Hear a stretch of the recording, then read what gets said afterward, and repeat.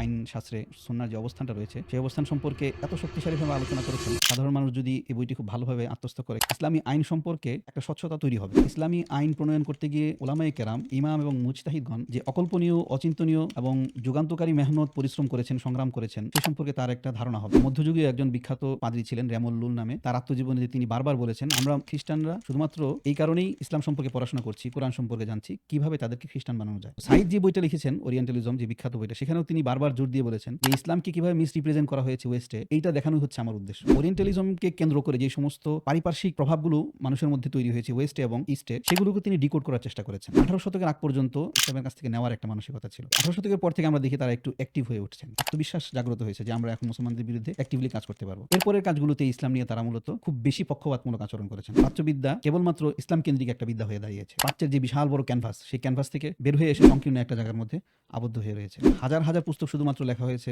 ইসলামকে আক্রমণ করার জন্য। সেই ক্রুসেড যুদ্ধ থেকে শুরু করে বর্তমান সময় পর্যন্ত ইসলামকে তারা কখনোই তাদের আলোচনা টেবিল থেকে বাদ দিতে চায় না।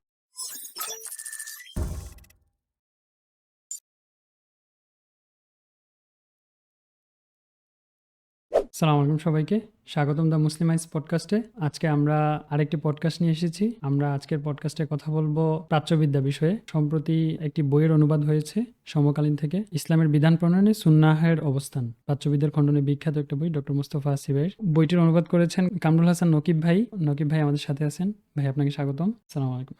ধন্যবাদ আপনাকে আমাকে দাওয়াত দেওয়ার জন্য। জনাব কামরুল হাসান নকিব ভাই তিনি প্রাচ্যবিদ্যা নিয়ে কাজ করেন। এর আগেও তিনি আরও একটি বই অনুবাদ করেছেন ডক্টর মুস্তফা সিবাইর। ডক্টর মুস্তফা সিবাই ইসলামী জ্ঞানতত্ত্বে প্রাচ্যবিদ্যার খণ্ডনে এবং প্রাচ্যবিদ্যা নিয়ে কাজ করার জন্য বেশ বিখ্যাত, এবং বলা যায় সবচেয়ে প্রখ্যাত তিনি সম্ভবত।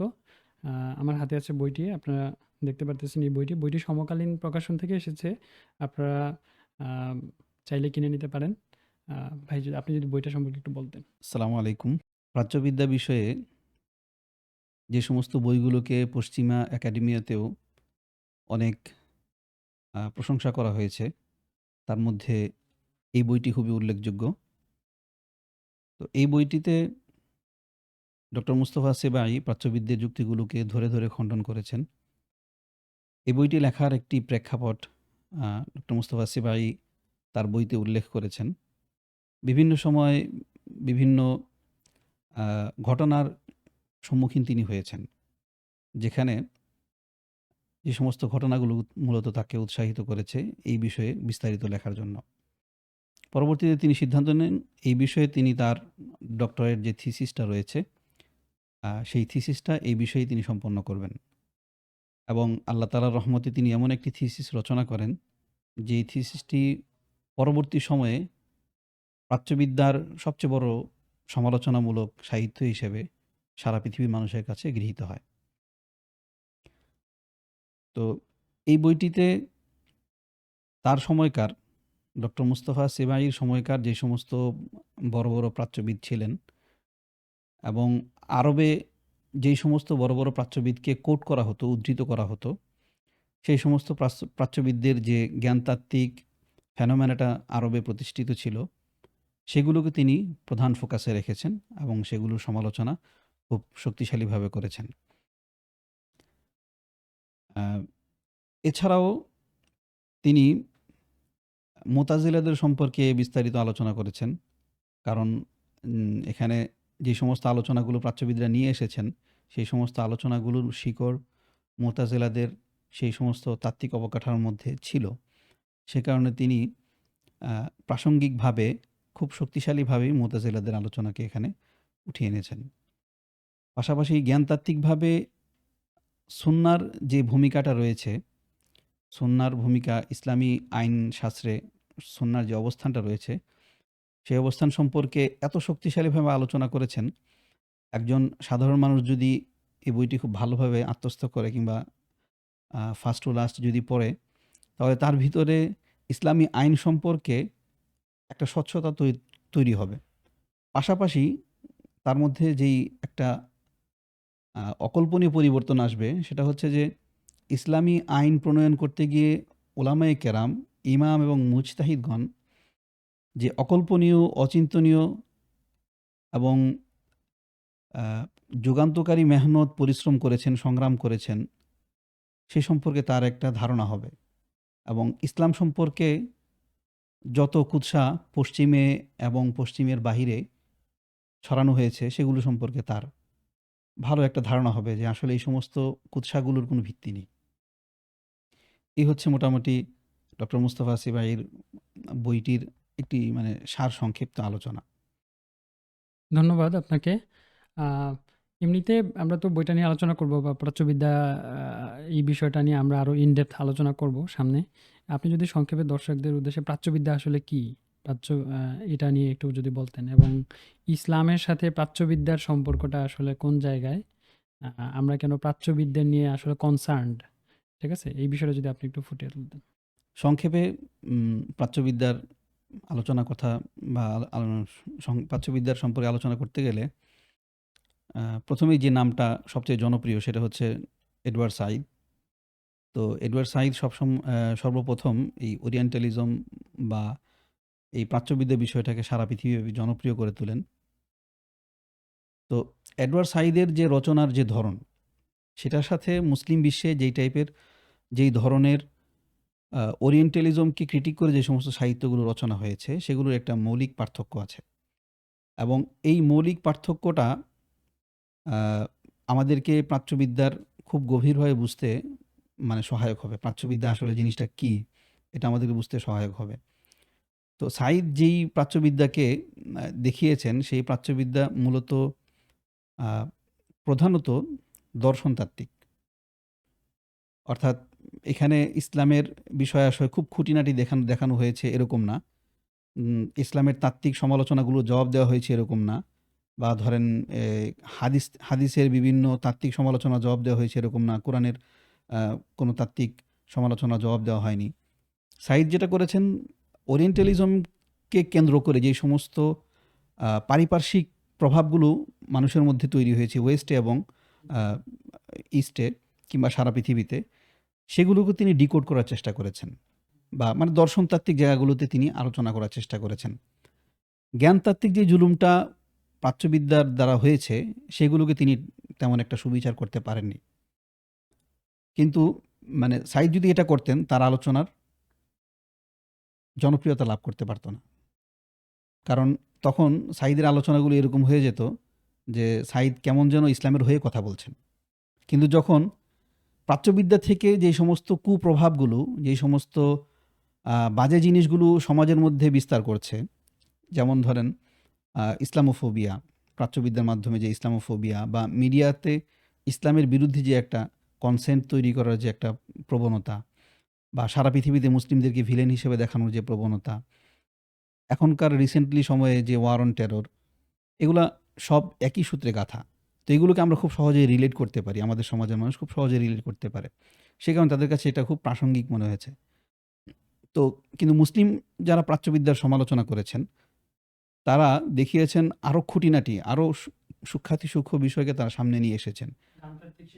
জ্ঞানতাত্ত্বিক শিকড়টা আসলে কোথায় ছিল সেটা তারা দেখানোর চেষ্টা করেছে। তো সহজ কথায় প্রাচ্যবিদ্যা মানে হচ্ছে যে অমুসলিম গবেষকরা, প্রধানত অমুসলিম গবেষকরা যেই গবেষণাটা ইসলাম সম্পর্কে করতে গিয়ে, ইসলাম সম্পর্কে যে গবেষণাটা করতে গিয়ে তারা ইসলামকে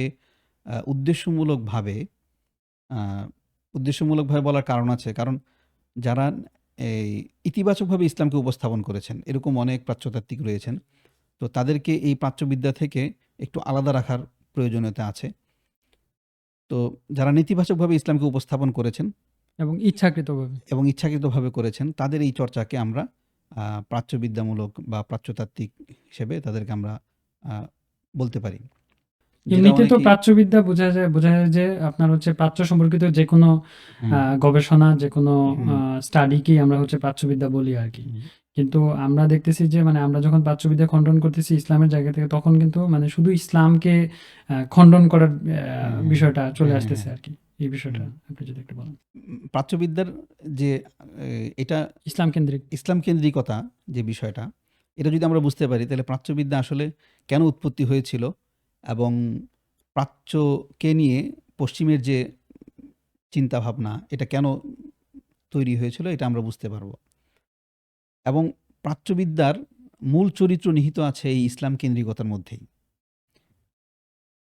তো যখন ইউরোপের যখন জ্ঞানতাত্ত্বিক অবনমন হচ্ছিল, মানে ইউরোপ যখন সম্পূর্ণ হতাশ হয়ে গিয়েছিল যে মুসলিমদের সামনে তারা টিকে থাকতে পারছে না, কয়েকটা ক্রুসের যুদ্ধে যখন তারা পরাজিত হলো, তখন তারা চিন্তা ভাবনা করলো যে মুসলিমদের শক্তিমত্তার মূল উৎস কি সেটা আমাদেরকে জানতে হবে। তারা মুসলিমদের যে সমস্ত জ্ঞান ভূমিগুলো ছিল, বিদ্যাপীঠগুলো ছিল, সেগুলোতে তারা আসলো, সেখানে সে ইসলামকে নিয়ে চর্চা করলো। ইসলামকে নিয়ে তারা আরও খুব গভীরভাবে কাছ থেকে বোঝার চেষ্টা করলো এবং তারা খুব ভালোভাবেই ইসলামকে আত্মস্থ করেছে। তো এরপর তারা সেখান থেকে গিয়ে যখন ইসলামকে নিয়ে চর্চা করলো এবং তাদের উদ্দেশ্য তখনও ছিল ইসলামকে জানতে হবে শুধুমাত্র এই কারণে যে ইসলামকে কীভাবে পরাস্ত করা যায়, মুসলিমদেরকে কীভাবে পরাস্ত করা যায়। যেমন একজন মধ্যযুগীয় একজন বিখ্যাত পাদ্রী ছিলেন রেমল্লুল নামে। তার আত্মজীবনে যে তিনি বারবার বলেছেন, আমরা প্রাচ্যবিদ্যা, আমরা খ্রিস্টানরা শুধুমাত্র এই কারণেই ইসলাম সম্পর্কে পড়াশোনা করছি, কোরআন সম্পর্কে জানছি, কিভাবে তাদেরকে খ্রিস্টান বানানো যায়। শুধু তাই না, যখন উপনিবেশ সারা পৃথিবীতে ছড়িয়ে পড়ছিল, যখন ভাস্কো দা গামা, তারপরে আরও বিভিন্ন বড় বড় পর্যটকরা যখন, পরিব্রাজকরা যখন বিভিন্ন দেশ আবিষ্কার করছিল, তখনও তাদের এই পরিব্রাজন কিংবা ধরেন এই সমস্ত দেশগুলো আবিষ্কার করার পিছনের উদ্দেশ্য ছিল এটাই যে এখান থেকে যে লব্ধ টাকা পয়সা যেগুলো থাকবে, ধন সম্পত্তি যেগুলো থাকবে, সেগুলো দিয়ে আমরা মুসলমানদের হাত থেকে আমাদের যে পুণ্যভূমি আছে অর্থাৎ বাইতুল মাকদিস উদ্ধার করব তাদের হাত থেকে। এগুলো খ্রিস্টান ঐতিহাসিকরাই এগুলো উল্লেখ করেছেন।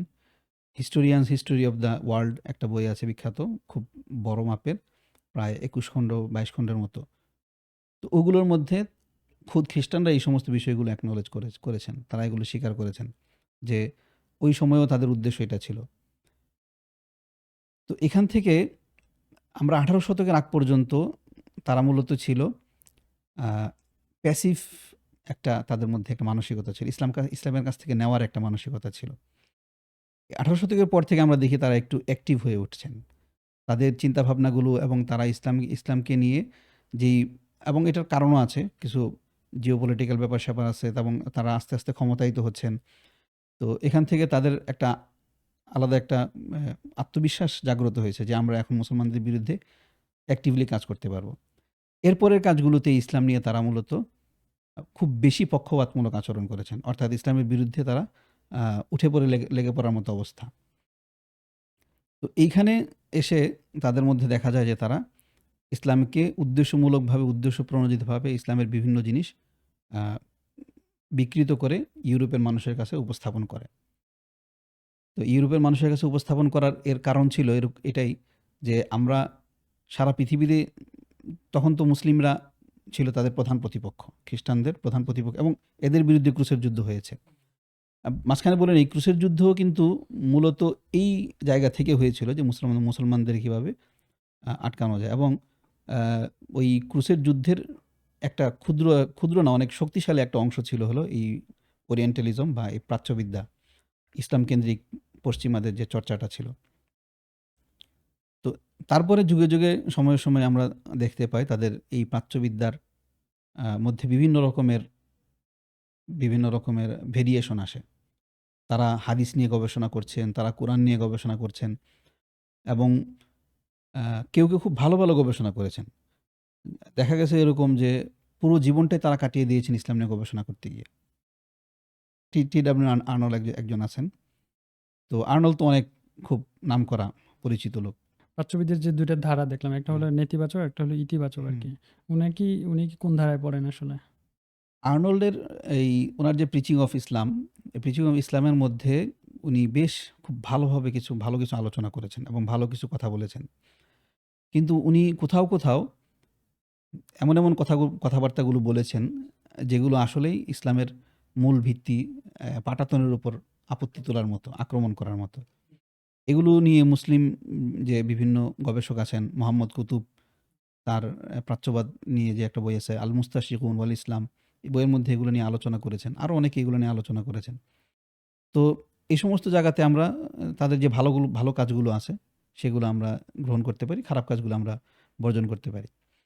তো আমরা যেটা বলতেছিলাম যে ইসলাম কিভাবে এই প্রাচ্যবিদ্যা কিভাবে ইসলাম কেন্দ্রিক হয়ে উঠল। তো প্রথমেই তো মনে হয় যে প্রাচ্যবিদ্যা মানে হচ্ছে প্রাচ্য নিয়ে আলোচনা হবে, এখানে ইসলাম কেন আসবে। তো সাইদ যে বইটা লিখেছেন ওরিয়েন্টালিজম, যে বিখ্যাত বইটা, সেখানেও তিনি বারবার জোর দিয়ে বলেছেন যে ইসলামকে কিভাবে মিসরিপ্রেজেন্ট করা হয়েছে ওয়েস্টে, এইটা দেখানোই হচ্ছে আমার উদ্দেশ্য। এবং আমরা যে বলেছিলাম যে 13 শতকের একজন পাদ্রীর কথা, যে তারা কখনোই ইসলামকে তাদের এই চর্চার মূল জায়গা থেকে তারা বাদ দিতে পারে নাই।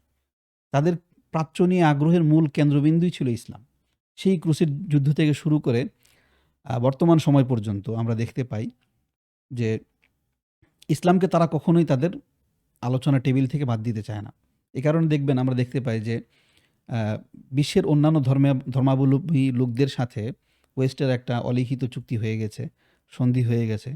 দেখবেন তারা হিন্দুদের বিষয় নিয়ে অত আহ, মানে কনসার্ন নাই, তাদের কোনো বুদ্ধদের নিয়ে তাদের কোনো কনসার্ন নেই। মানে ওগুলো তো ধরেন আপনার সেকুলারাইজড বা লিবারালাইজড হয়ে গেছে আর কি, ওই রিলিজন হ্যাঁ, গুলো আর কি, এই জন্য হ্যাঁ, কনফ্লিক্টের জায়গা। হ্যাঁ, এটা নিয়েও এখানে আমি একটা ভূমিকার মধ্যে আলোচনা করেছি যে ইসলাম শুধুমাত্র একমাত্র টেক্সট নির্ভর একটা ধর্ম। ইসলামের সব কিছু টেক্সটের মাধ্যমে নির্ধারিত হয়। সেই কারণে ইসলামকে চাইলেই খুব ফ্লেক্সিবল কোনো ধর্ম না, রিলিজন না। অন্যান্য ধর্ম যেরকম রিলিজন, তো ইসলাম ছাড়া অন্যান্য ধর্মের সাথে একটা অলিখিত চুক্তি হয়ে গেছে। তো সেই কারণে দেখবেন যে ইসলামই তাদের আলোচনার মূল কেন্দ্রবিন্দু থাকে, ইসলামই তাদের প্রতিপক্ষ। তো আমরা যখনই শুনি যে ইসলামের সাথে মুসলিমদের সাথে তারা সৌহার্দ্যপূর্ণ কোনো একটা বিষয়ে তারা সৌহার্দ্যপূর্ণ ভূমিকায় আসতে চাচ্ছেন, তখনই আমাদের মনে সন্দেহ জাগে 800 বছর বা 900 বছর যাবৎ যে জিনিসটা হয়নি, সেই জিনিসটা এখন কিভাবে হবে। কারণ অন্যান্য ধর্মের সাথে তাদের যে বিবাদ ছিল, যে সমস্যাগুলো ছিল, কলোনি তো শুধুমাত্র মুসলিম বিশ্বে হয়নি, কলোনি তো শুধুমাত্র ইসলামের ভূমিগুলোতে হয়নি, ইন্ডিয়াতে হয়েছে, ভারতে হয়েছে। কিন্তু এখানের ধর্ম নিয়ে তাদের কোনো খুব বেশি মাথা ব্যথা নেই। তারা শুধুমাত্র ইসলামকে নিয়েই চিন্তাভাবনা করতেছে। তো এই সমস্ত দিকগুলো দেখলে মনে হয় যে প্রাচ্যবিদ্যা কেবলমাত্র ইসলাম কেন্দ্রিক একটা বিদ্যা হয়ে দাঁড়িয়েছে, এবং এটা প্রাচ্যবিদদের কারণেই এটা ইসলাম কেন্দ্রিক হয়ে উঠছে। এটা আর ওই প্রাচ্যের যে বিশাল বড় ক্যানভাস, সেই ক্যানভাস থেকে বের হয়ে এসে সংকীর্ণ একটা জায়গার মধ্যে আবদ্ধ হয়ে রয়েছে। আরেকটা বিষয় আপনাকে বললে আপনি বুঝবেন যে প্রায় 50 বছরের সময়ে, 50 বছরের ভিতরে হাজার হাজার পুস্তক শুধুমাত্র লেখা হয়েছে ইসলাম কেন্দ্রিক, ইসলামকে আক্রমণ করার জন্য। ইসলাম ছাড়া এত বড় লিটারেচার ইউরোপিয়ান গবেষকরা অন্যান্য ধর্মের বিষয়ে এত গভীর আলোচনা তারা কখনোই করেন নাই। যেখানে আপনি হাজার হাজার বই রচনা করতেছেন তারা, তো তাদের মানে এখান থেকে বোঝা যায় যে আসলে তাদের চিন্তাভাবনার মূল কেন্দ্রবিন্দুই হচ্ছে ইসলাম। হ্যাঁ, মূল কনসার্ন হচ্ছে তারা। কারণ হচ্ছে এই সাঈদ এটা এক জায়গায় বলেছেন তার বইয়ের মধ্যে, যে তারা ইসলামকে কেবলমাত্র মনে করে একমাত্র শক্তিশালী প্রতিপক্ষ, এবং সেটা ভয়ানক, এবং তাওহিদবাদী ভয়ানক, এবং মিলিটারিলি খুব শক্তিশালী একটা হিসেবে প্রতিপক্ষ হিসেবে মনে করে। সেই কারণে তারা কখনোই ইসলামের প্রতিপক্ষতা থেকে ফিরে আসেনি। তো এখন আপনি যদি মানে আমরা যে বইটা নিয়ে আলোচনা করতেছি ডক্টর মোস্তফা সিবাই আর কি, উনি তো হচ্ছে এই বইটা সম্ভবত 1954 সালে ওনার পিএইচডি থিসিস হিসেবে প্রেজেন্ট হুম, করছিলেন, পরবর্তীতে হুম। বই আকারে এটা আসে। তো ওই সময়ে আসলে উনি যেই কাজগুলো করছেন আর কি, আমরা দেখি যে এগুলো এখনো প্রাসঙ্গিক আর কি। তো উনি উনার সম্পর্কে যদি একটু বলতেন আর কি। আসলে আমরা তো প্রাচ্যবিদ মানে মুসলিম আলেমদের মধ্যে অনেকেই জানি প্রাচ্যবিদ্যা সম্পর্কে কাজ করছেন, এটাও আসবে আমাদের আলোচনায়। তো হুম। ডক্টর মুস্তফা সিবাই সম্পর্কে যদি একটু বলতেন আর কি, উনি আসলে এই জায়গায় কতটুকু কাজ করছেন বা উনার আসলে পরিচয়টা কি, উনি অন্যান্য কি কাজ করছেন? ডক্টর মুস্তফা সিবাহির মানে প্রধান পরিচয় হলো উনি একজন ময়দানের মুজাহিদ ছিলেন। সিরিয়াতে মানে ইখওয়ানের প্রতিষ্ঠাতা যিনি, তিনি হলেন আমাদের ডক্টর মুস্তফা সিবাহি। সিরিয়াতে ইখওয়ানের প্রতিষ্ঠাতাদের মধ্যে একজন, এবং প্রধান প্রতিষ্ঠাতা বলা যায় ওনাকে। এবং যখন আরব ইসরায়েলি যুদ্ধ হচ্ছিল, আরব ইসরায়েলি যখন প্রথম যুদ্ধটা হয়, সেই যুদ্ধে উনি ছিলেন ময়দানের একজন সক্রিয় কর্মী, এবং ফ্রন্টলাইনে যুদ্ধ করেছেন। তো এটা হচ্ছে ওনার প্রধান পরিচয়। সেখান থেকে মূলত তিনি ওনার কিশোর বয়স থেকেই ১৭ বছর বয়স কিংবা ১৮ বছর বয়স, উনি তখন থেকেই তার ভিতরে একটা বিপ্লবী চেতনা ছিল, এবং একাধিকবার উনি উম কারারুদ্ধ হয়েছেন, কারাবরণ করতে হয়েছে এই সাম্রাজ্যবাদীদের বিরোধিতা করার জন্য। মিশরে হয়েছেন, সিরিয়াতে হয়েছেন। মানে একাধিকবার উনাকে এই কারাবরণ করতে হয়েছে।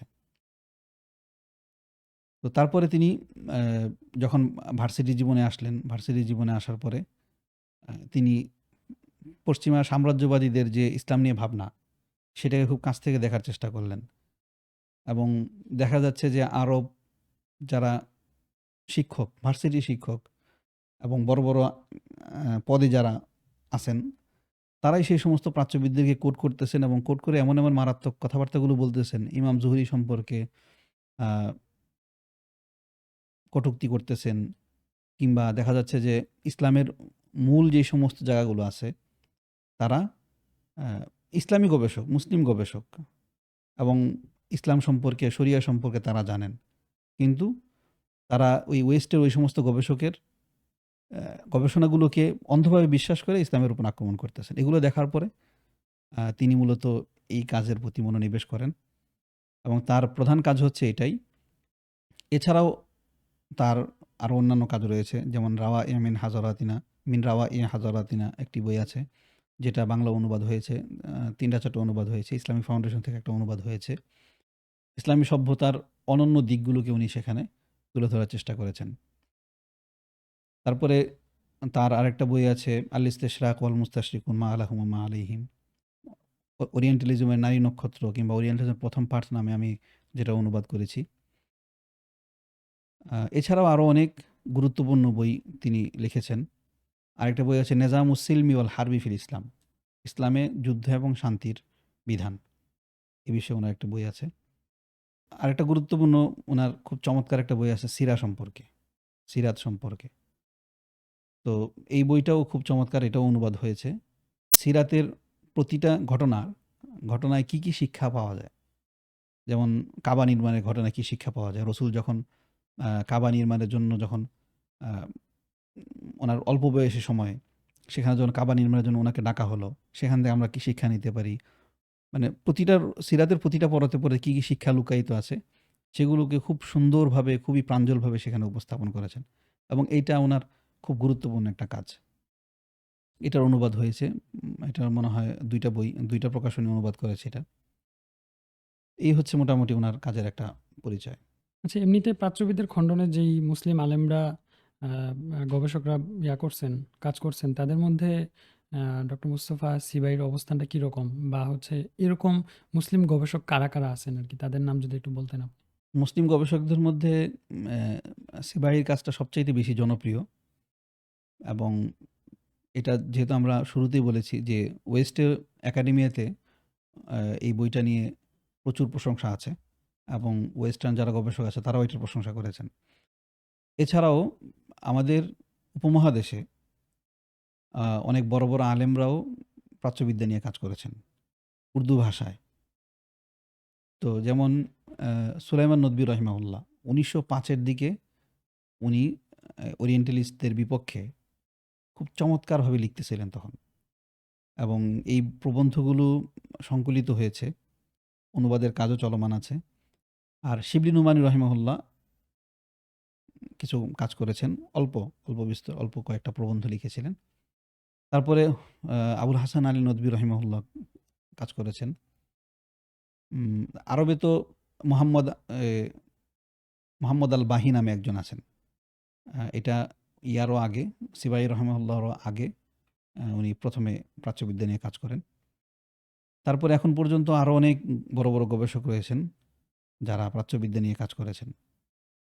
তো অনেকেই আমাদের এখানে যারা জেনারেল শিক্ষিত আছেন, তারা সাঈদের বাইরে ওরিয়েন্টালিজম বিষয়টা, মানে এটা মানে ফিলোসফিক্যাল একটা ক্যাটেগরি হিসেবে, মানে সাঈদ, যেহেতু আমি আগেও বলেছি, সাঈদ এটাকে ফিলোসফিক্যাল একটা ক্যাটেগরি হিসেবে দেখেছেন।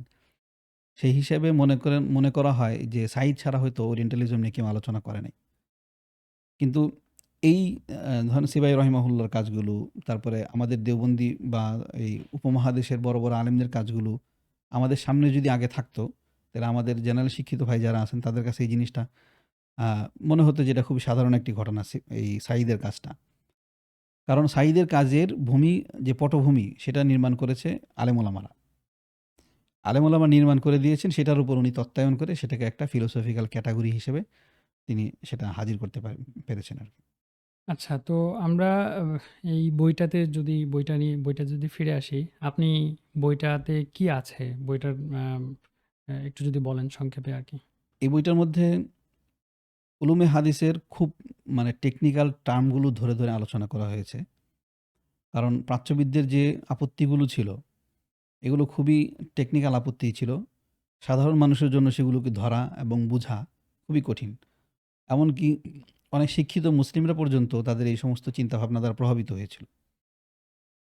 হাদিসকে তাত্ত্বিকভাবে হাদিসের অবস্থানকে দুর্বল করে দিয়েছিল। এবং সম্ভবত লেখকও আপনার হচ্ছে তৎকালীন আরবে যেই মুসলিম হচ্ছে গবেষকরা ছিলেন, তাদের হুম, কথাও হুম। বলেছেন যে তারাও এই বিষয়গুলো বলতেছিলেন প্রাচ্যবিদদের থেকে নকল হ্যাঁ, করে হ্যাঁ। করে, হুম, এবং তারা মুসলিম তাত্ত্বিক হিসেবেই পরিচিত ছিলেন। কিন্তু হুম, দেখা যাচ্ছে যে প্রাচ্যবিদের ইয়েগুলো তারা হুম। নকল করতেছিলেন। এই বিষয়টাও এবং আপনি ভাবলে অবাক হবেন, আহমদ আমিনের মতো বিখ্যাত আরব সাহিত্যিক এবং যার আপনার ইসলামী যে ইসলামী চিন্তামূলক অভিযাত্রার উপর যার বিশাল একটা কাজ রয়েছে, দোহাল ইসলাম, ফজলুল ইসলাম, এবং এইটা ইসলামী ফাউন্ডেশন থেকে অনুবাদ হয়েছে ওনার বইগুলো। তো উনার মতো লোক পর্যন্ত প্রাচ্যবিদদের কথাগুলোকে অকপটে উদ্ধৃত করতেছেন এবং যেগুলো হাদিস এবং কোরআনের মৌলিক ভিত্তিগুলো নিয়ে প্রশ্ন করতেছে। তো মানে এতটা সুদূর প্রসারী তারা মানে কাজ করতে পেরেছিলেন। তো সেই জায়গা থেকে উম সিবাই রহিমাহুল্লাহ উনার বইয়ের মধ্যে ওই সমস্ত টেকনিক্যাল বিষয়গুলো নিয়ে আলোচনা করেছেন। উলুমে হাদিসের টার্মগুলো নিয়ে আলোচনা করেছেন এবং তাদের আপত্তিগুলো খণ্ডন করেছেন। এবং প্রাচ্যবিদদের যে বিভিন্ন সাহাবীদের উপর আপত্তি, বিভিন্ন বড়, বড় ইমামদের উপর তাদের যে আপত্তিগুলো ছিল, অভিযোগগুলো ছিল, সেগুলোকে তিনি এখানে খণ্ডন করেছেন। এবং আ কিছু নাস্তিক আছে, আরবের কিছু নাস্তিক যারা হাদিস নিয়ে সংশয় তৈরি করে এবং হাদিস নিয়ে সংশয় তৈরি করতে গিয়ে আবু হুরায়রা রাদিয়াল্লাহু তাআলা আনহু সম্পর্কে তারা অভিযোগ করে। তারপরে ইমাম জুহরি রহিমাহুল্লাহ সম্পর্কে অভিযোগ করে।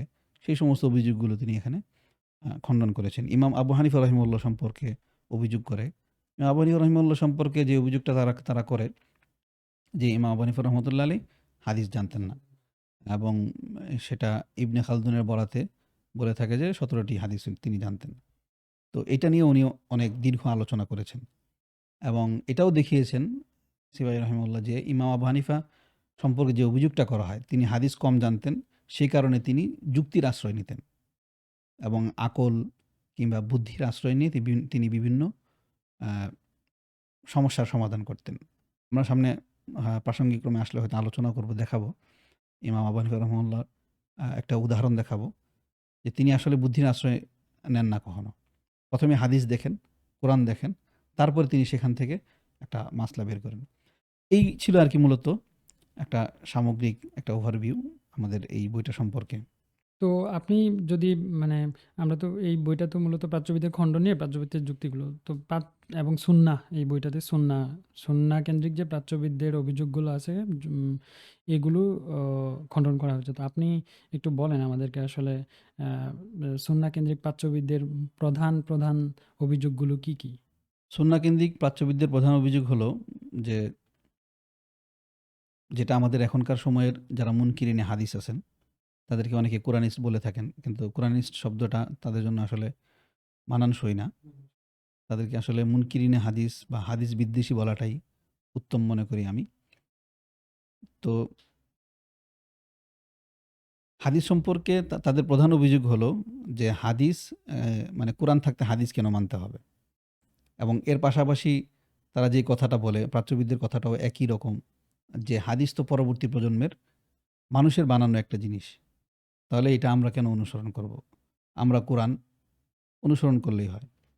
মজার ব্যাপার হলো রসুল এই ঘটনাগুলো ঘটবে, এটার ভবিষ্যদ্বাণী রসুল করেছিলেন এবং আবু দাউদে এই হাদিসটা আছে, তিরমিজিতে আছে, ইবনে মাজায় আছে, মুসনাদে আহমদে আছে। হাদিসটা সহিহ হাদিস। রসুল বলতেছেন যে, তোমাদের মধ্যে একটা সম্প্রদায় এরকম হবে যাদের কাছে হাদিস আসলে পরে তারা বলবে, কোরআন থাকতে আমরা হাদিস কেন মানব? তো ঠিক একই রকম রসুলের ভবিষ্যদ্বাণীটা যেন আমরা চোখের সামনে দেখতেছি। একটা সম্প্রদায় মুতাজিলাদের সময় একটা সম্প্রদায় আবির্ভাব ঘটলো, যারা হাদিসকে অস্বীকার করলো এবং তাদের প্রধান হলো যে কোরআনে হাদিসের কথা স্পষ্টভাবে বলা হয়নি। হাদিসকে মানতে হবে এগুলা বলা হয়নি। এবং তাদের কথা হলো যে হাদিস তো মানুষের বানানো জিনিস। মানুষের বানানো থেকে কীভাবে শরিয়া নিরূপণ হয়? তারপরে হাদিসের ভিতরকার যে কন্ট্রাডিকশনগুলো দেখা যায়, বাহ্যিক কন্ট্রাডিকশন যেগুলো দেখা যায়, সেগুলোকে নিয়ে তারা খুব বিদ্রূপ করে থাকে। পাশাপাশি জাল হাদিসের বিষয়টা তারা আনে যে এত হাদিস যদি জাল হতে পারে, তাহলে বিশুদ্ধ হাদিস কোথায়, মানে কোত্থেকে চলে আসলো? এত হাদিস জাল হাদিস, এটা এত জাল হাদিসের মধ্যে থেকে বিশুদ্ধ হাদিস কোত্থেকে আসলো? তো এখনকার সময়ে এসে মানুষের মধ্যে যেহেতু পশ্চিমা যে চিন্তাভাবনা আছে, সেই চিন্তাভাবনার মধ্যে বুদ্ধি নির্ভরতা বা বুদ্ধিবাদিতার একটা বিশাল বড় একটা প্রভাব দেখা গেছে। দেখবেন, আমি সংক্ষেপে বললে আমাদের এখনকার সময়ে যারা প্র্যাকটিসিং মুসলিম হচ্ছে, তারাও দেখবেন যে তাদের চিন্তার মধ্যে পশ্চিমা যে প্যাটার্নটা থাকে, যেকোনো জিনিসকে বোঝার আগে আল্লাহ কি বলছেন, রসুল কি বলছেন সেটার আগে সে চিন্তা করে যে এই চিন্তাভাবনাটা আমার আকলের সাথে যায় কিনা। শরিয়া অবশ্যই আকলকে ডিনাই করে না। শরিয়া কখনো আকলকে ডিনাই করে না। আকলকে অবশ্যই, কিন্তু শরিয়ার একটা আলাদা একটা প্যাটার্ন আছে। সেই প্যাটার্ন অনুযায়ী শরিয়া আকলকে ফাংশন করে। এই শাইখুল ইসলাম ইবনে তাইমিয়া রহিমাহুল্লাহর মতো লোক, তিনি মজমুউল ফতোয়ার মধ্যে বলতেছেন যে শরিয়াতে আকলের বাহিরে কোনো কিছু নাই, সব কিছুই আকলের ভিতরে এবং আকল সমর্থিত জিনিস শরিয়ার ভিতরে। মজমুউল ফতোয়ার মধ্যে উনি এই কথাটা বলতেছেন। তো আমাদের মধ্যে এটা অনেক বেশি কমন দেখা যায় যে গ্রামের একটা লোককে আমি যখন বলি গিয়ে যে আল্লাহ বলছে এটা, রসুল বলছে এটা, সে আর কোনো কথা বলবে না। কিন্তু একজন শিক্ষিত লোক, তাকে গিয়ে যদি আপনি বলেন যে আল্লাহ বলছে এটা, রসুল বলছে এটা, সে আপনার সাথে তর্ক করবে এবং তর্ক করতে করতে একসময় তার ভিতরে দেখা যাবে যে ইসলাম নিয়ে সংশয় তার ভিতরে রয়ে গেছে। বলবে এই জিনিসটা, সে স্পষ্টভাবে প্রকাশ করবে না যে সে তার ভিতরে কুফুরি চিন্তাভাবনা আছে বা ইসলাম নিয়ে তার ভিতরে সংশয় আছে, এটা প্রকাশ করবে না। কিন্তু তার তর্ক করার প্যাটার্ন দেখলে আপনি বুঝতে পারবেন যে এটা আসলে তার ভিতরে যে কুফুরিটা যে খুব বদ্ধমূলভাবে আছে, এটা তার তর্ক করার প্যাটার্ন দেখে বোঝা যায়। তো এভাবে এই পশ্চিমা চিন্তাভাবনার মাধ্যমে পশ্চিমা যে জ্ঞান কাঠামো, আকলবাদিতার এই প্রবণতার কারণে দেখা গেছে যে হাদিসকে নিয়ে তাদের মধ্যে একটা সংশয় দেখা দিছে যে হাদিসে অনেক বিধান আছে, হালাল হারাম স্পষ্টভাবে বলে দেওয়া আছে, কিন্তু কোরআনে অনেক জিনিস স্পষ্টভাবে নেই। তো এতে করে ওনাদের একটা সুবিধা হয় যে ইসলামের যে কোনো বিধানকে নিজের মন মতো করে বানানো যায়। যেমন এখনকার সময়ে দেখবেন অনেক বিখ্যাত একজন স্কলার আছে পাকিস্তানে, জাভেদ আহমদ গামিদি নামে। উনি মুরতাদের শাস্তি অস্বীকার করেন। তারপরে ঈসা আলাইহিসসালাম মারা গেছেন এই কথা বলেন। এরকমের অনেক আজগুবি চিন্তাভাবনা, এবং জাভেদ আহমদ গামিদি কিন্তু খুবই প্রমিনেন্ট একজন স্কলার এবং আমাদের সেকুলার লেভেলে বলেন, তারপরে এই প্র্যাকটিসিং মুসলিম বলেন, সবার মধ্যেই তার ভালো একটা প্রভাব আছে এবং তাকে অনেকেই শুনে থাকে। কারণ তার আসলে ওই খুব সুন্দরভাবে কথা বলেন তো, এবং যুক্তি সমৃদ্ধ কথাবার্তা বলেন, সে কারণে অনেক মানুষ তার ভক্ত।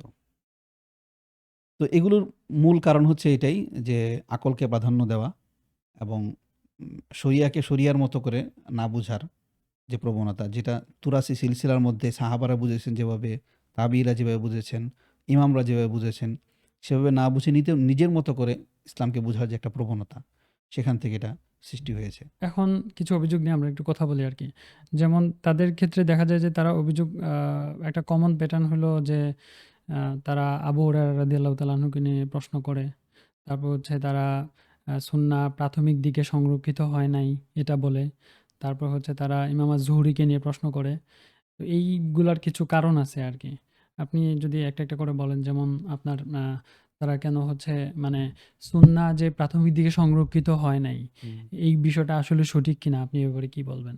মূলত ওনাদের এই অভিযোগগুলোর কারণ হলো ওনারা আগেভাগে ধরে নিয়েছেন যে হাদিসকে বাদ করতে হবে এবং সুন্নাহকে ডিলেজিটিমাইজ করতে হবে। এই কারণে ওনারা মূলত এই সমস্ত কথাবার্তাগুলো বলে থাকেন। তা না হলে যদি ইতিহাস যদি দেখি যে সাহাবারা কি অনুসরণ করছেন, সাহাবারা হাদিস অনুসরণ করেছেন, তাবিঈরা কি অনুসরণ করেছেন, হাদিস অনুসরণ করেছেন। তো ওনারা যদি হাদিস অনুসরণ করে থাকে তাহলে হাদিসটা ইসলামে ছিল না বা মুসলিমদের কাছে ছিল না, এটা আমরা কিভাবে বলি? তো এই তাদের ওই চিন্তাটাকে বাস্তবায়ন করার জন্য তারা ওই যে লিখিত আকারে যেহেতু ছিল না, ইমাম বুখারী এসে সেটা লিখছেন, মানে এই টাইপের কথাবার্তাগুলো তারা বলে থাকেন। কোরআনে আল্লাহ তাআলা স্পষ্টভাবে বলতেছে যে ওয়াযকুরনা মা ইতলা ফি বুয়ুতিকুন্না মিন আয়াতিল্লাহি ওয়াল হিকমা, যে তোমাদের ঘরের মধ্যে, মানে রসুলের স্ত্রীদেরকে আল্লাহ তাআলা বলতেছেন তোমাদের ঘরের ভিতরে যে আয়াত তেলাওয়াত হয় সেটা তোমরা বারবার আলোচনা করো, এবং হিকমত তোমাদের ঘরের ভিতরে যে আলোচনা হয় সেটা নিয়ে তোমরা বারবার আলোচনা করো।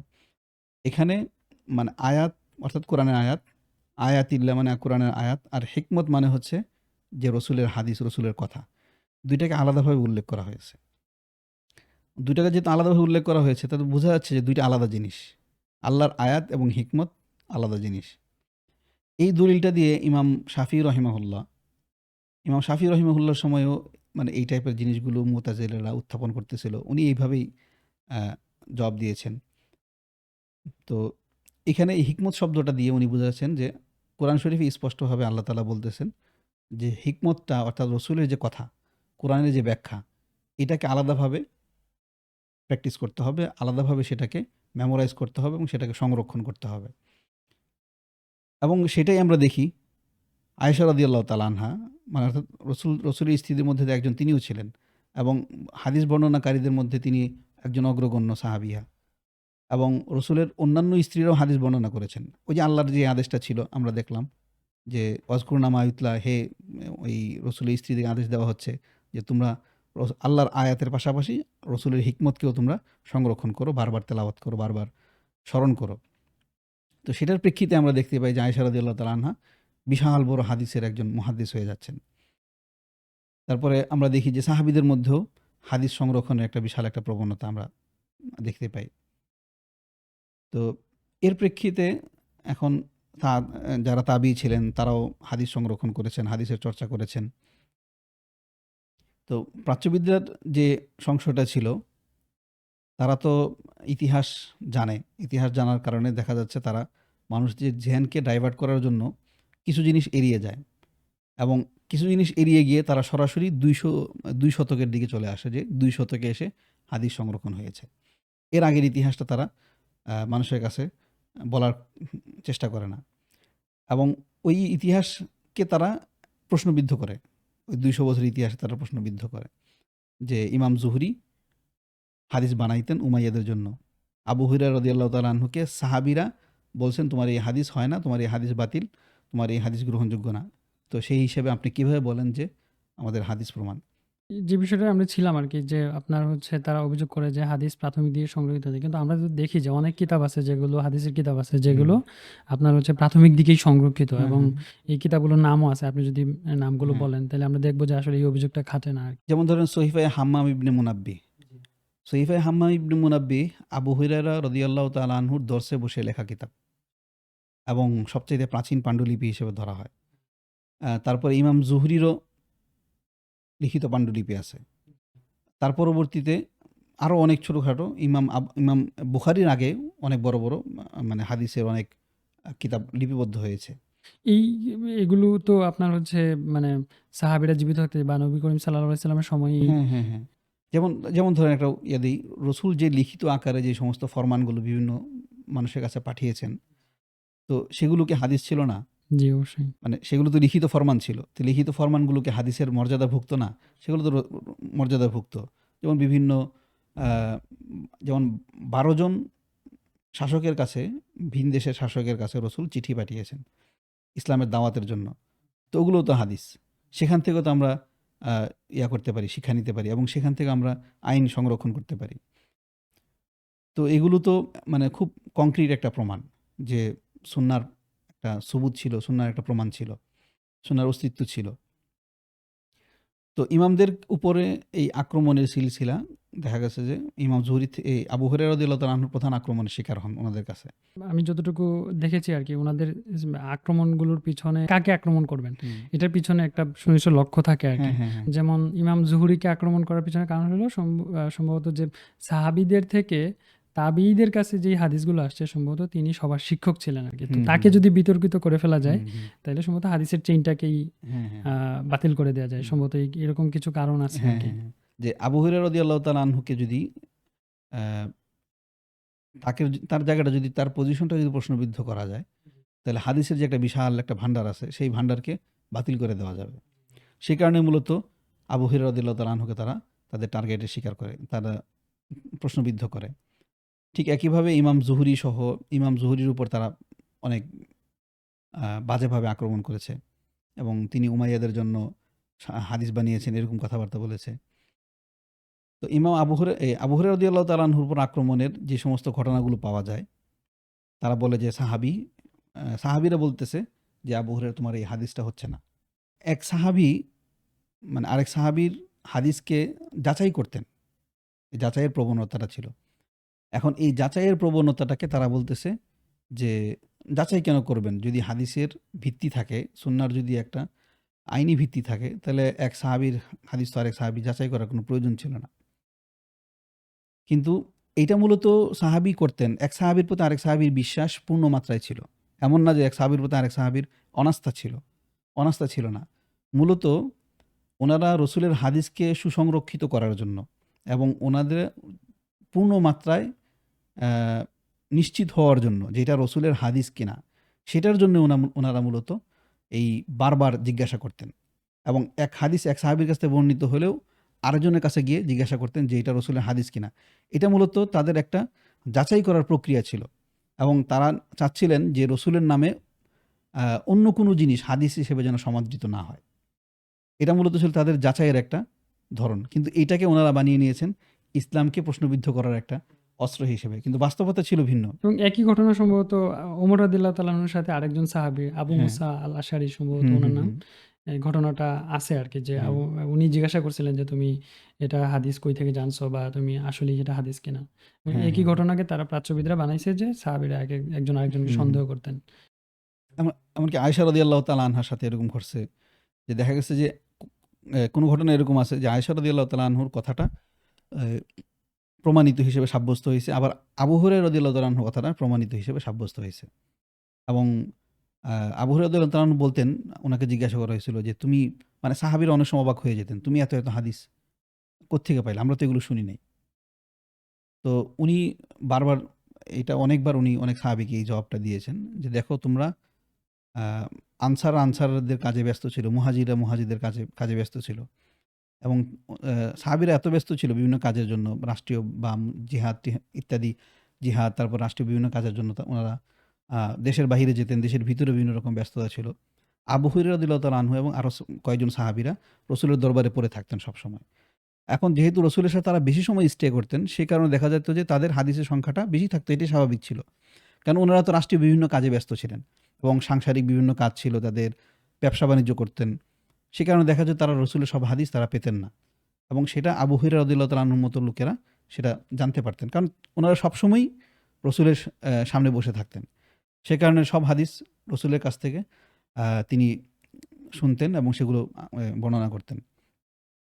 তো ইমাম জুহরি রাহিমাহুল্লাহর উপরে যে আপত্তিগুলো করা হয়, ইমাম জুহরির উপর আপত্তি করার প্রধান কারণ হলো উনি আ আবু হুরায়রা রাদিয়াল্লাহু তাআলা আনহু সহ আরো অনেক সাহাবীর ছিলেন।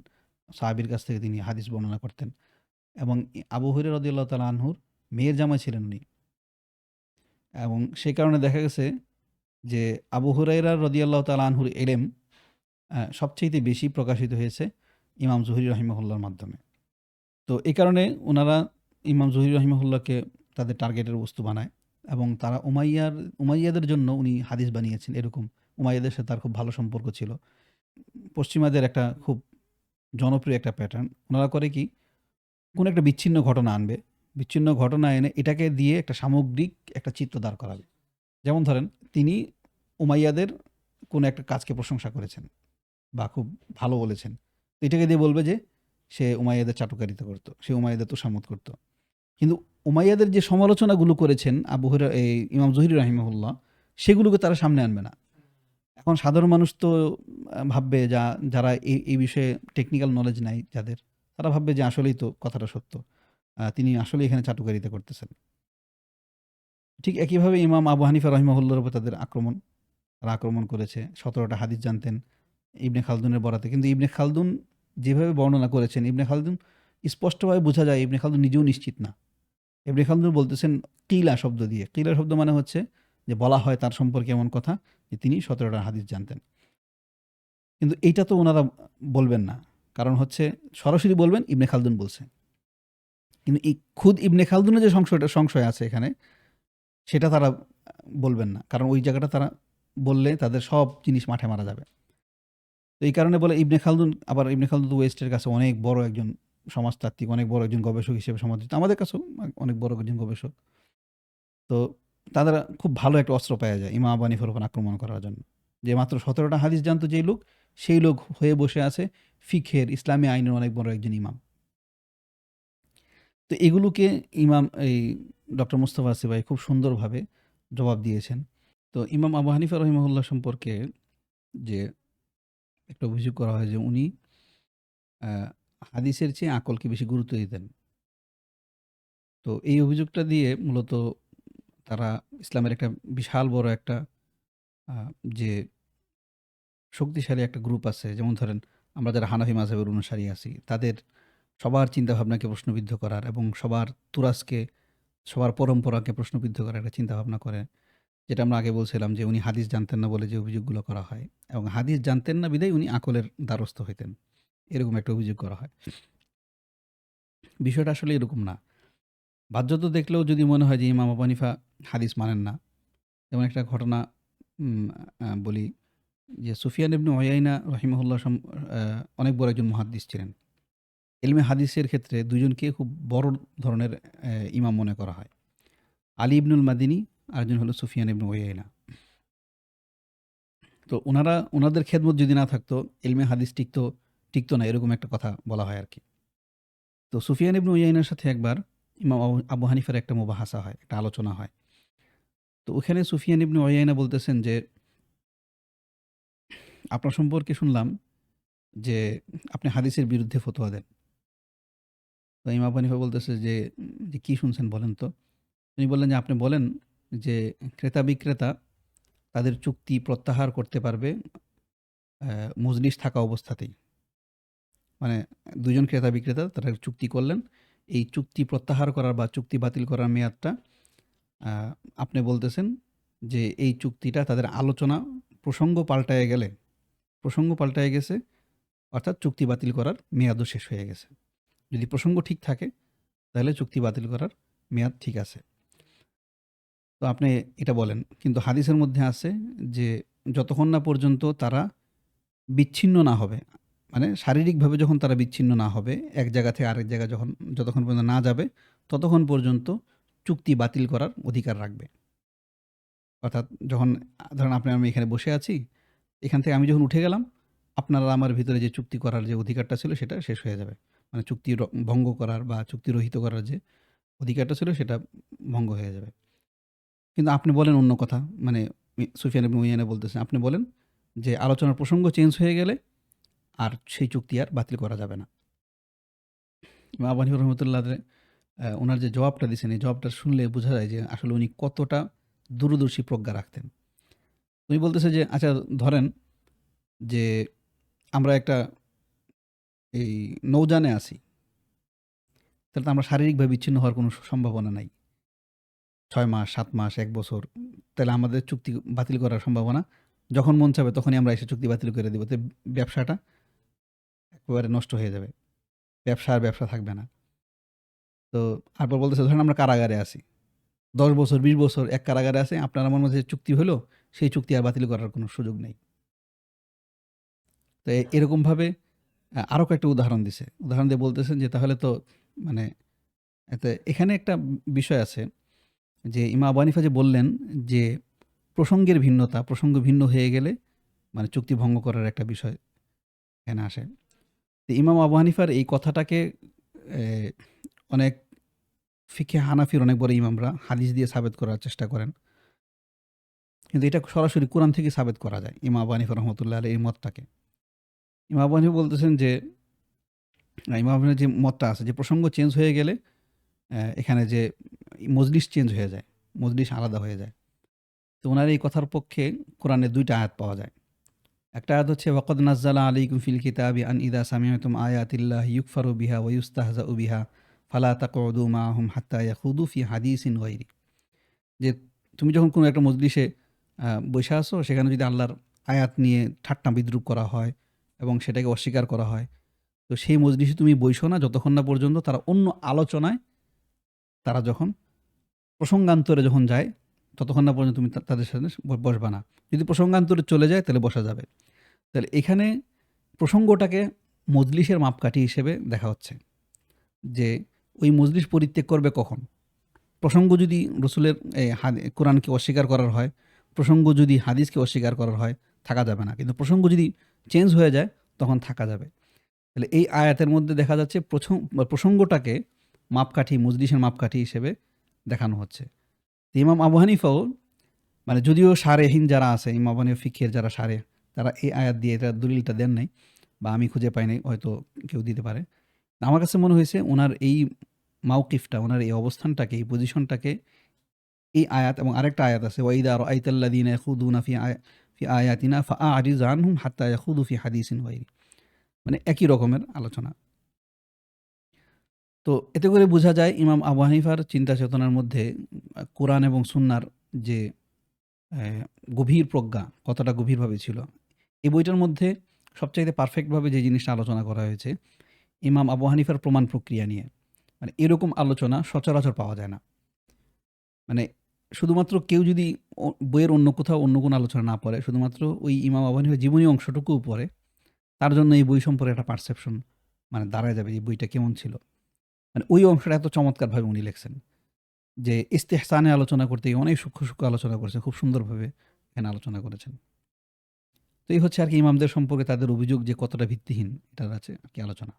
আচ্ছা, এমনিতে আপনার এই বইয়ে আরেকটা প্রসঙ্গ আসছে। তারা আহাদ হাদিসকে প্রশ্নবিদ্ধ করার চেষ্টা করছে যে আহাদ হাদিস আসলে দলিল হিসেবে গ্রহণযোগ্য হবে কিনা, হুম। মানে এটার আইনি মর্যাদা আছে কিনা, বা এটা দিয়ে হুম, আইন সাবিত করা যাবে কিনা। হুম, ঠিক আছে, এখানে একটা সূক্ষ্ম বিষয় আমার কাছে মনে হয় প্রাসঙ্গিক আসতে পারে যে ফিক এবং আইন এই দুইটা কি একই জিনিস কিনা আর কি। যে মানে আহাদ হাদিস দিয়ে ফিকের মাসাইল এবং হচ্ছে আইনের মাসাইল আনা যাবে কিনা আর কি, আইনের বিধান আনা যাবে কিনা আর কি। এই বিষয়টা আপনি একটু ক্লিয়ার করেন। এখানে মোটামুটি আপনার প্রশ্নের মধ্যে ২ টা অংশ আছে। একটা হচ্ছে খবরে ওয়াহেদ বা আহাদ হাদিস এর আলোচনাটা, আরেকটা হচ্ছে ফিক এবং আইন এক কি এক না।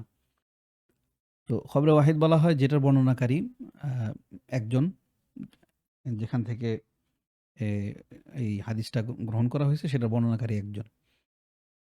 তো এটা নিয়ে ইমাম শাফি রহিমাহুল্লাহ ওনার আর রিসালা গ্রন্থে, আর রিসালা গ্রন্থটি হচ্ছে বলা হয় যে উসুলে ফিকহের সর্বপ্রথম প্রাচীন কিতাব এবং উসুলে হাদিসেরও প্রাচীন কিতাব, এবং লিখিত আকারে উসুলে হাদিস, উসুলে ফিকহের প্রাচীন গ্রন্থ হিসেবে এটা সমাদৃত। ইমাম শাফি রহিমাহুল্লাহ প্রায় ৪০টার মতো প্রমাণ দিয়েছেন যুক্তি এবং হাদিসের, কোরআনের দলিল দিয়ে দেখাচ্ছেন যে খবরে ওয়াহেদ বা আহাদ হাদিস মানে কেন গ্রহণযোগ্য, কেন, প্রায় ৪০টার মতো উনি সেখানে দলিল দিয়েছেন। ইমাম শাফি রহমাল্লাহ এখানকার বেশিরভাগ দলিলই উনার উস্তাদের কাছ থেকে নেওয়া। ইমাম মোহাম্মদ ইবনুল হাসান আশ-শাইবানি, যিনি ইমাম আবু হানিফার সরাসরি ছাত্র ছিলেন। তো মোটামুটি ৪০টা দলিল এখানে দিয়েছেন। এছাড়াও আমরা যদি দেখি যে খবরে ওয়াহেদকে হুজ্জত বা প্রমাণ হিসেবে গ্রহণের সবচাইতে বড় দলিল হলো এখানে এটার উপর উম্মতের ইজমা আছে। যে উম্মতের ইজমা একটা বিশাল বড় একটা দলিল। যেহেতু একটা জিনিসের উপর ইজমা হয়ে গেছে, তো সেটা নিয়ে আর কোনো প্রকারের সংশয়ের অবকাশ নেই। কারণ আল্লাহ তাআলা বলেছেন যে ওমাই ইউশাকিকির রাসূলা মিন বাদি মা তাবায়্যানা লাহুল হুদা ওয়া ইয়াত্তাবি' গায়রা সাবিলিল মুমিনিনা নুওয়াল্লিহি মা তাওয়াল্লা ওয়া নুসলিহি জাহান্নাম। মানে এটা ইজমার অনেক বড় একটা দলিল। জিন- তো এখানে বলা হচ্ছে ওয়াত্তাবি গয়রা সাবিলিল মুমিনিন, যারা মুমিনদের পরিপন্থী কোনো পন্থা অবলম্বন করে তাদেরকে অনুসরণ করার এখানে নিষেধাজ্ঞা আছে। প্রসঙ্গক্রমে বলা যায় যে ধরেন এখনকার সময়ে যে বাউলদের প্রতি সিম্প্যাথি রাখে এরকম অনেক মুসলমান আছে। তো এই যে সিম্প্যাথিটা যে তারা রাখছে, দেখেন তারা কারা? তাদের দেখবেন ইসলামের প্রতি তাদের অতটা দায়বদ্ধতা নেই এবং তারা প্র্যাকটিসিং মুসলিমও না। কিন্তু তারা যদি একটু চিন্তা ভাবনা করে যে আমি কাদের বিরোধিতা করতেছি?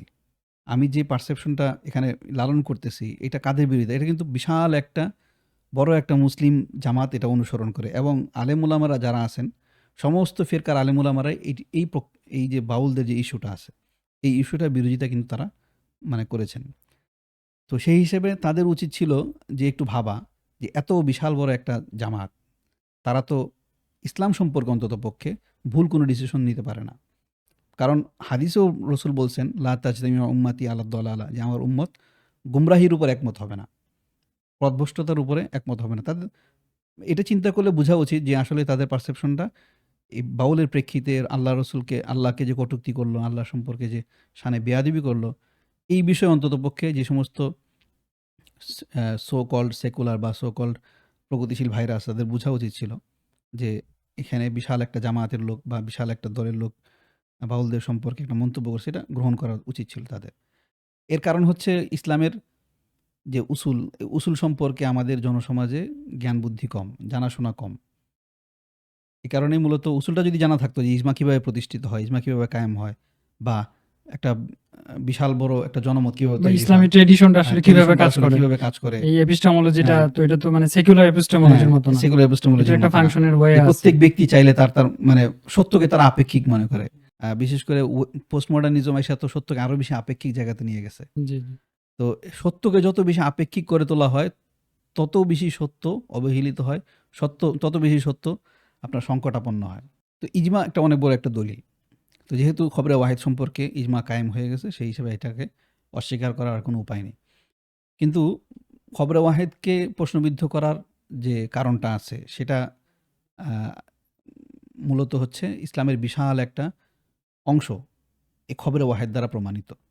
এটাকে প্রশ্নবিদ্ধ করা গেলে ইসলামের অনেক জিনিসগুলোকে প্রশ্নবিদ্ধ করা যাবে।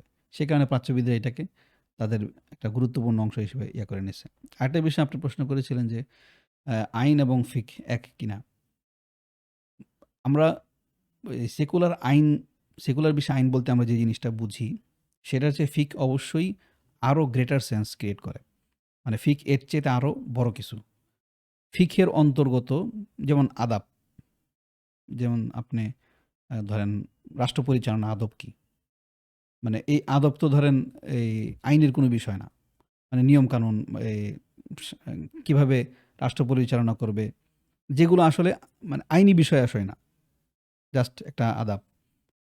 তো এই আদবগুলো ফিকের অন্তর্গত এবং এটা বিশাল একটা বিষয়। যেমন ধরেন এই স্বামী স্ত্রী সংসার করার জন্য আদাবুজ জুফাফ আছে, অর্থাৎ ধরেন নবদম্পতির যে আদব আছে সেগুলোর উপর আদব আছে। তারপরে ধরেন আদাবুল কাজী আছে, কাজী কি আদব ফলো করবে।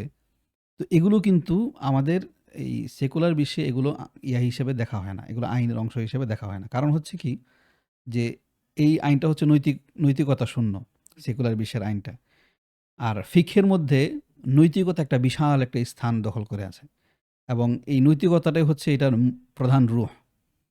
যে কারণে ওয়েস্টের চিন্তাভাবনা বা ওয়েস্টের আইনের চেয়ে ইসলামের আইন আলাদা একটা তৈরি করে। যে ইসলামী আইনের মধ্যে নৈতিকতা আছে এবং তাদের আইনের মধ্যে হ্যাঁ। নৈতিকতা নাই, তাদের মধ্যে অপরাধ হুম। বিষয়টা মূলত।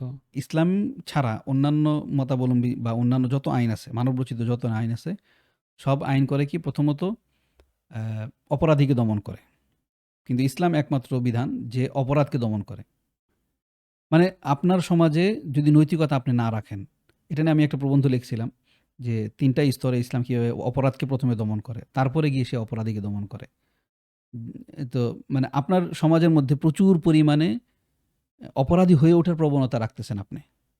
তো অপরাধী হয়ে ওঠার প্রবণতা রাখার পরেও আপনি যখন একটা অপরাধীকে শাস্তি দিচ্ছেন, তার মানে এটাই দাঁড়াচ্ছে যে আপনি চাচ্ছেন মানুষ অপরাধী হয়ে উঠুক এবং তাকে শাস্তি দিবেন শুধু।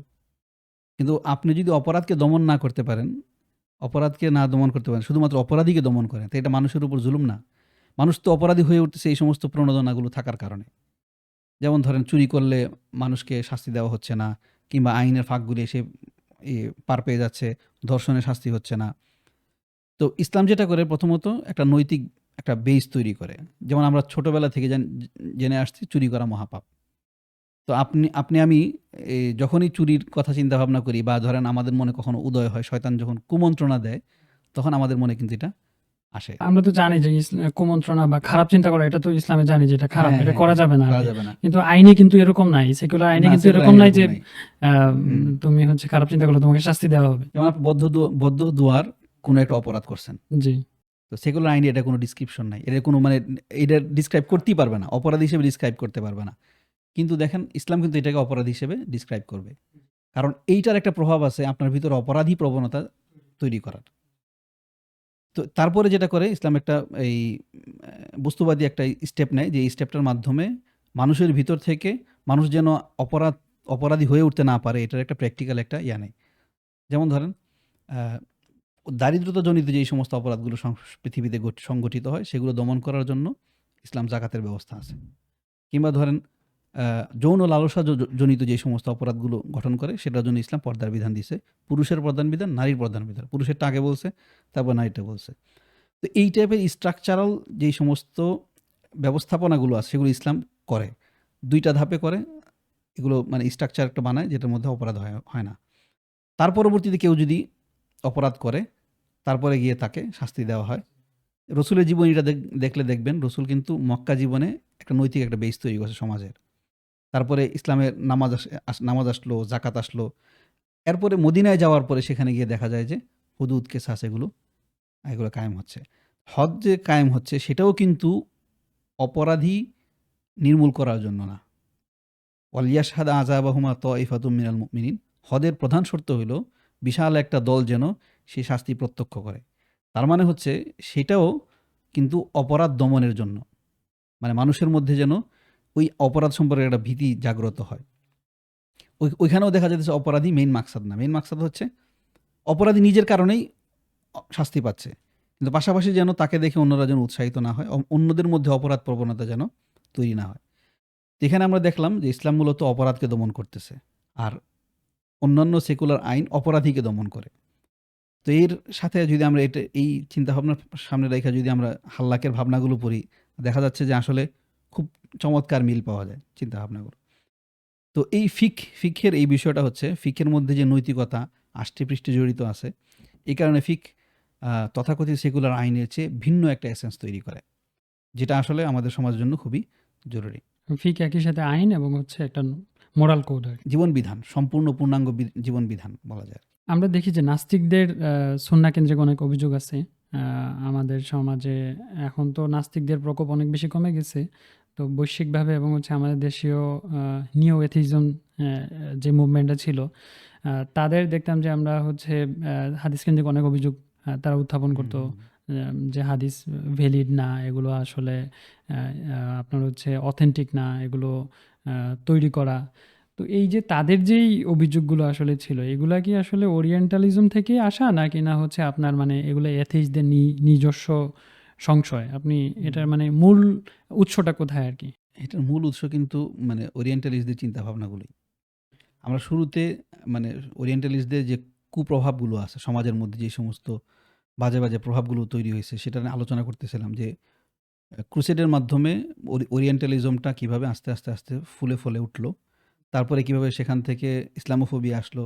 তারপরে সেখান থেকে কিভাবে ওয়ার অন টেরর আসলো।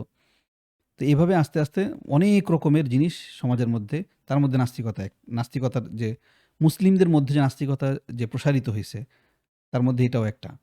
যে ধরেন হাদিস কেন্দ্রিক যে সংশয়গুলো আসতেছে, প্রত্যেকটা সংশয় দেখবেন আপনার প্রাচ্যবিদদের বিভিন্ন সংশয় থেকে উৎসাহিত এবং অনুপ্রেরণা সেখান থেকে নেওয়া।